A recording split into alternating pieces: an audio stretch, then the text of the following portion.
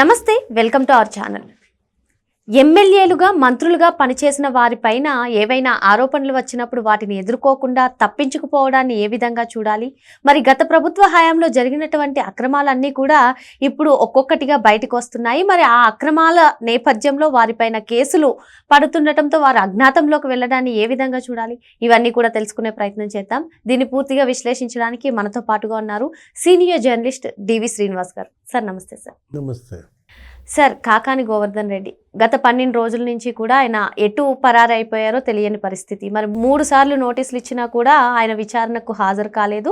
So దాంతో lookout నోటీసులు కూడా ఇచ్చారు. ఇది ఇలా ఉంటే మరో పక్క కసిరెడ్డి రాజశేఖర్ రెడ్డి ఆంధ్రప్రదేశ్లో జరిగినటువంటి అతిపెద్ద కుంభకోణమైన మద్యం కుంభకోణంలో ఆయన పేరు వినిపిస్తుంది. మరి మొత్తానికి ఆయన కూడా సిట్ విచారణకు 3 సార్లు నోటీసులు ఇచ్చినా కూడా ఆయన హాజరవ్వలేదు. ఏంటి వైసీపీ నేతల తీరేంటి?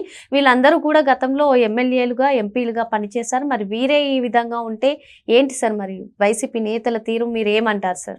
కాకాని గోవర్ధన్ రెడ్డి ఏమన్నా వీడియో రిలీజ్ చేయలేదా? అంటే ఈ 12 రోజుల్లో 2-3 వీడియోలు రిలీజ్ చేశాడు. ఏదో ఉగాది పచ్చడని ఒకరోజు ఒక వీడియో రిలీజ్ చేశాడు. లేకపోతే ఏదో బర్త్డే పార్టీలో ఉన్నానని, హైకోర్టు ఏదో బెయిల్ ఇస్తుంది అని చెప్పి ఉద్దేశంతో సాయంత్రం సర్వేపల్లి వస్తున్నా అని పోస్టులు పెట్టాడు. అందుకే అడిగా, ఇవాళ ఏమైనా వీడియో కానీ పోస్ట్ కానీ పెట్టాడా అని. అంటే 12 రోజులుగా అతను పరారి. అతని కోసం ఇవాళ ఎస్పీ ఆధ్వర్యంలో 6 బృందాలు గాలిస్తున్నాయి.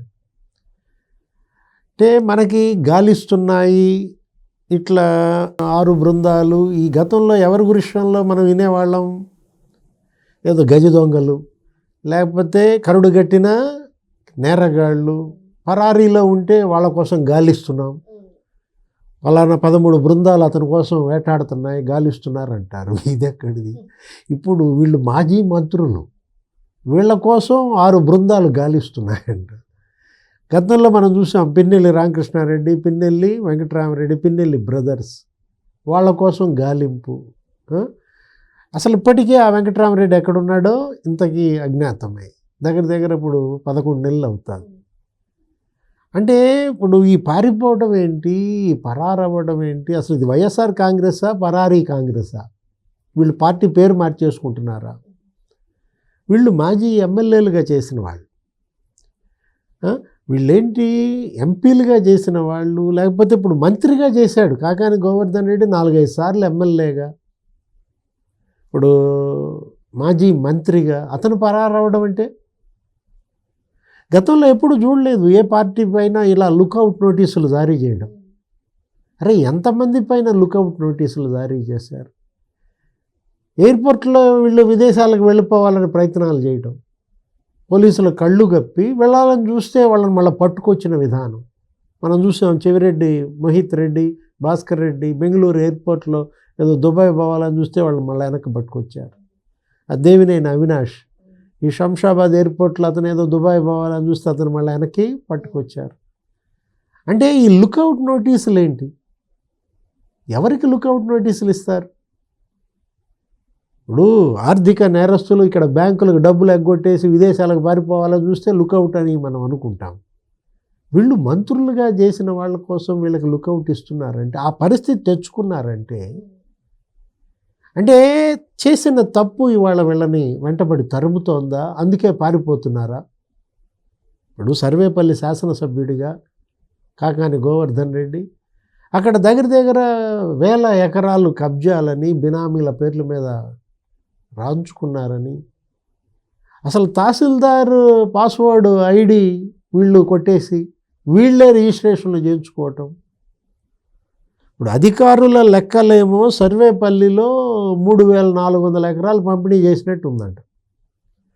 కాకాని గోవర్ధన్ రెడ్డి లెక్కలేమో 7200 ఎకరాలు పంపిణీ చేసినట్టు ఉందంట. వెంటనే మీడియాలో ఏమని కథనాలు, ఆ 3900 ఎకరాలు ఏమయ్యాయి? ఎవరి బినామీల పేరు మీద రిజిస్ట్రేషన్లు జరిగాయి? అంటే ఎవరినో దళితుడిని చంపేసి అడవిలో చెట్టుకి కట్టేసి ఆత్మహత్యగా చిత్రించారని, వైద్యాధికారులను కూడా బెదిరించి ఆత్మహత్య అని రిపోర్టులు తీసుకున్నారని, ఇక్కడెక్కడో విజయవాడలో ఇంట్లో ఏసీ మెకానిక్ ఏసీ ఫిట్ చేసినాడు చచ్చిపోయాడని. అంటే ఇదే కాదు, నీకు 100 కోట్ల గ్రావెల్ వైట్ క్వాడ్జ్, ఇవాళ అదే కేసు కాకాని గోవర్ధన్ రెడ్డి పైన, ఏది A4 ఆ సర్వేపల్లిలో ఆ వైట్ క్వాడ్జ్ 250 కోట్ల స్కామ్ అంట. సోమిరెడ్డి చంద్రమోహన్ రెడ్డి దానిపైన ఫైట్. అసలు ఆయన క్వారీ దగ్గర 3 రోజులు పడుకున్నాడు. ఏది అప్పట్లో ఈ క్వారీలో అక్రమ తవ్వకాలు ఆపడం కోసం ఒక యుద్ధమే చేశారు అక్కడ తెలుగుదేశం, వైఎస్ఆర్ కాంగ్రెస్. ఇప్పుడు కాకాని గోవర్ధన్ రెడ్డి పరారీ వల్ల మనకేం తెలుస్తోంది? అతను నిందితుడు, అతను నేరగాడు కాబట్టే పారిపోతున్నాడు. ఫోర్జరీ సంతకం కేసు అంట. మాగుంట శ్రీనివాసరెడ్డి సంతకం ఫోర్జరీ చేశారు. గ్రావెల్ తవ్వకాలకు అనుమతి ఆయన కోరుతున్నట్టుగా ఆయనకు తెలియకుండా ఆయన సంతకం ఫోర్జరీ కేసు. అరే సోమిరెడ్డి చంద్రమోహన్ రెడ్డికి ఎక్కడో విదేశాల్లో 1000 కోట్ల ఆస్తి ఉందని చెప్పి ఫోర్జరీ డాక్యుమెంట్లు సృష్టించి ఆయన భార్య పేరు మీద, అతని కొడుకు పేరు మీద, ఆయన పేరు మీద లేని ఆస్తులు ఉన్నట్టు చూపించి అది కేసు పెడితే అది ఆ కోర్టు ఆ డాక్యుమెంట్స్ ఉంటే ఆ కోర్టులో దొంగలు పడతారు. ఆ ప్రాంగణంలో 16 కోర్టు బిల్డింగులు ఉంటే అవన్నీ వదిలేసి ఈ బీరువా, ఈ ఫైళ్ళు ఉన్న కోర్టుకే దొంగలు వెళ్తారు. 18 బీరువాలు ఉంటే మిగతా 17 వదిలేసి ఈ బీరువానే పగలగొడతారు. ఆ రోజు ఆ బీరువాకి తాళం వేయరు, కుక్కలు మురిగాయంటారు. అంటే సిబిఐనే వీళ్ళు ఏ విధంగా ఆడుకున్నారో ఇవాళ కాకాని గోవర్ధన్ రెడ్డి ఇలా పరారైపోయాడంటే, అంటే అరెస్ట్ అయితే జైలుకి వెళ్ళాల్సి వస్తే ఈ కేసులన్నీ పడతాయనా? మనం చూసాం వల్లభనేని వంశీ, బాధితులంతా ఇవాళ ఫిర్యాదులు. నా భూమి కబ్జా చేశారని, మా పైన తప్పుడు కేసులు పెట్టించారని ఇప్పుడు జైల్లో మరి 4 రోజులుగా.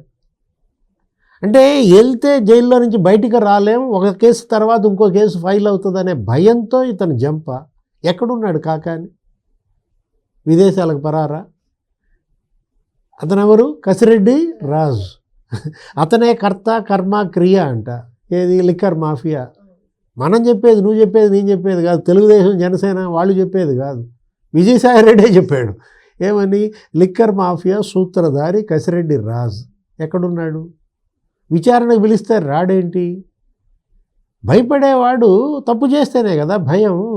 అతను సిఐడికే మెయిల్స్ పంపిస్తున్నాడంట, దర్యాప్తు సంస్థకే. ఏమని? నేను ఐటీ సలహాదారుని, నా మీద లిక్కర్ స్కామ్ ఏంటి, నన్ను ఎలా పిలుస్తారు, అసలు నన్నే ప్రశ్నలు అడుగుతారు అని ఇతనే వాళ్ళకి ప్రశ్నలు అడుగుతున్నాడు.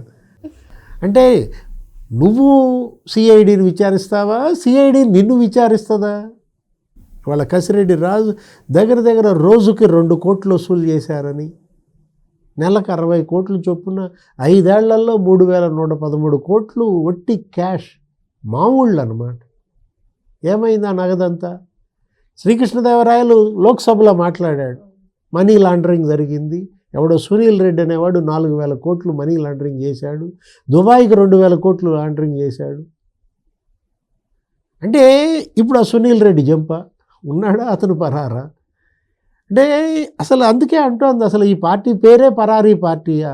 ఏ ముహూర్తాన పిన్నెల్లి బ్రదర్స్ పరారాటం బిగించేశారో వరుస పెట్టి అందరూ పరార్. ఎక్కడున్నాడు జగన్మోహన్ రెడ్డి? ఆయన కూడా పరారా?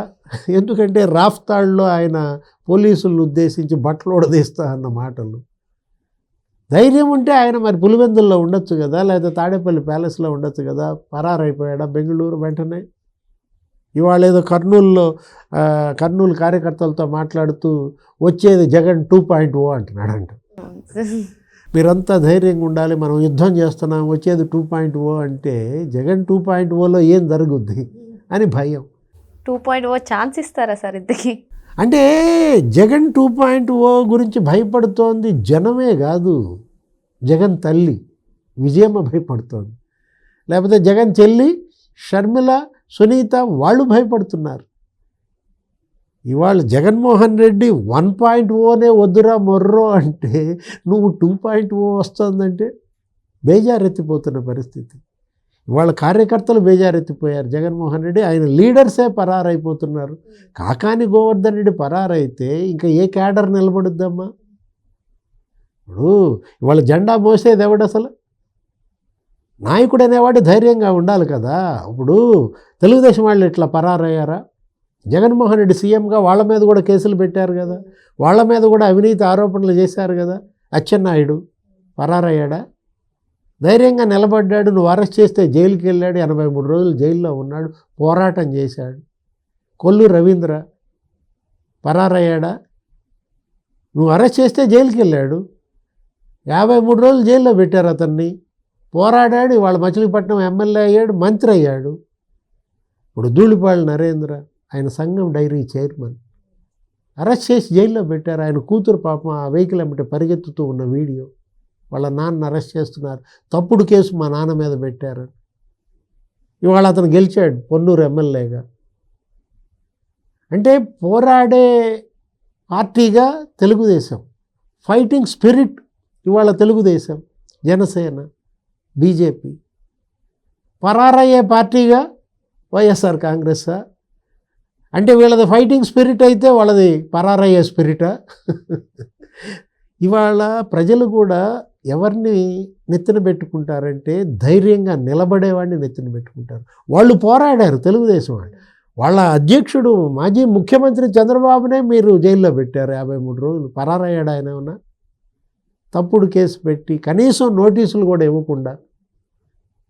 వీళ్ళకి నోటీసులు ఇస్తున్నారు, 3 నోటీసులు ఇచ్చారన్నావు కసిరెడ్డి రాజుకి, కాకానికి ఇచ్చారు 5-6 నోటీసులు. మరి అచ్చెన్నాయుడికి నోటీసు ఇచ్చారా? కొల్లు రవీంద్రకి ఇచ్చారా? చంద్రబాబుకి ఇచ్చారా? నోటీసులు ఇవ్వకపోయినా మీరు వాళ్ళ మీద తప్పుడు కేసులు పెట్టి వాళ్ళని అరెస్ట్ చేసి జైలుకి పంపిన ధైర్యంగా పోరాడారు, వాళ్ళ పార్టీని నిలబెట్టారే. మీలో ఏదా ధైర్యం? ఎందుకని మీ పార్టీని నిలబెట్టుకోలేకపోతున్నారంటే అదే కారణం. మరి మొత్తానికి ప్రజలు ఎప్పుడూ కూడా ధైర్యంగా నిలబడే నాయకుల వైపే ఉంటారని చెప్పి సార్ చెప్తున్నారు. Thank you sir.